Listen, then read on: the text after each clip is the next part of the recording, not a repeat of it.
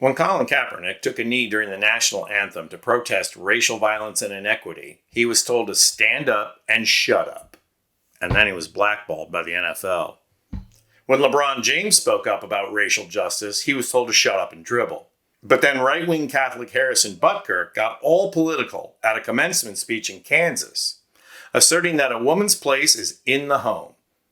Instead of being told to shut up and kick, he was applauded. Take a look. Being locked in with your vocation and staying in your lane is going to be the surest way for you to find true happiness and peace in this life. For the ladies present today, congratulations on an amazing accomplishment. You should be proud of all that you have achieved to this point in your young lives. I want to speak directly to you briefly because I think it is you, the women, who have had the most diabolical lies told to you.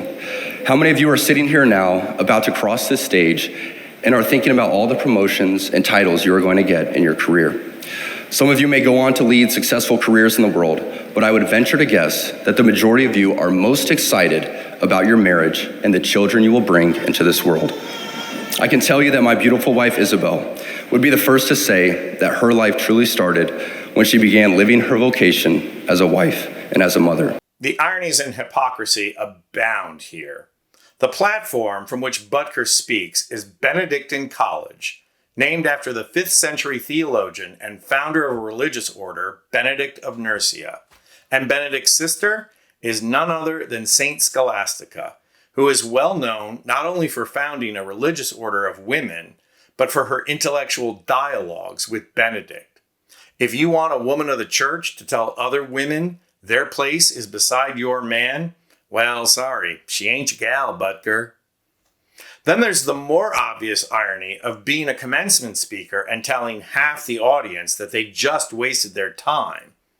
There's no point in getting a degree if your place is by your man's side, raising the children so that he can go out and bring home the bacon.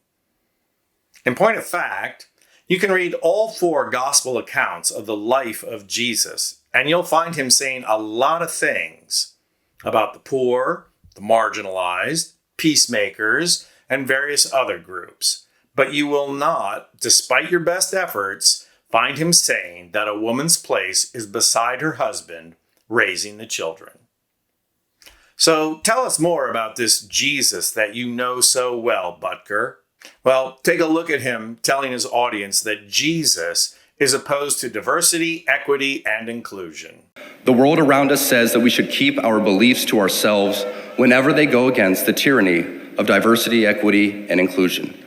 We fear speaking truth because now, unfortunately, truth is in the minority. Congress just passed a bill where stating something as basic as the biblical teaching of who killed Jesus could land you in jail. Okay, for a self-described Catholic and follower of Jesus, Butker is awfully clueless. His attempt to put Jesus on the side of being anti-DEI is laughable. This would be the same Jesus who broke cultural taboos to speak to a Samaritan woman, a person who was double marginalized based on ethnicity and gender. Then he was eating with tax collectors, another cultural taboo, and giving aid and comfort to a Roman centurion, the biggest gesture of inclusion in the whole Jesus saga. And of course, preventing an adulteress from being stoned to death. So a double whammy there, being anti-capital punishment and standing up for a marginalized woman. I guess that would make Jesus pro-life, but not in the way you're thinking. Butker also peppers his claims with exaggerated and inaccurate arguments that Congress just passed a bill where stating who actually killed Jesus could put you in jail. Okay, so first of all, Butker is talking about a bill to combat anti-Semitism on campus. And Congress did not pass that bill, only the House did.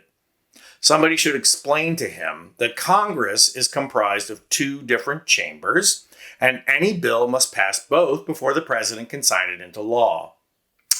Say, Harrison, ever catch a glimpse of this? I'm just a bill, yes, I'm only a bill, and I'm sitting here on Capitol Hill. Second of all, the claim that he is making about going to jail for stating who actually killed Jesus is an interpretation of that bill right from the queen of Jewish space lasers, Marjorie Taylor Greene. And this is where it gets really good, because Butker is quoting an ex-Catholic rather than Pope Benedict, who wrote in 2011 that there is no basis in Scripture for the belief that Jews were responsible for the death of Jesus Christ, especially since it was the Romans who crucified him. Butker is what many would describe as a conservative Catholic, but he's anything but that. He's not trying to conserve the radical egalitarian message of Jesus.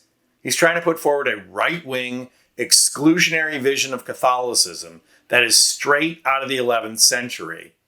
And he does it with less theological insight than your average 5th century theologian. So now, I'm not going to tell Butker to just kick and shut up. That would be cancel culture. But I am going to tell him to take his own advice.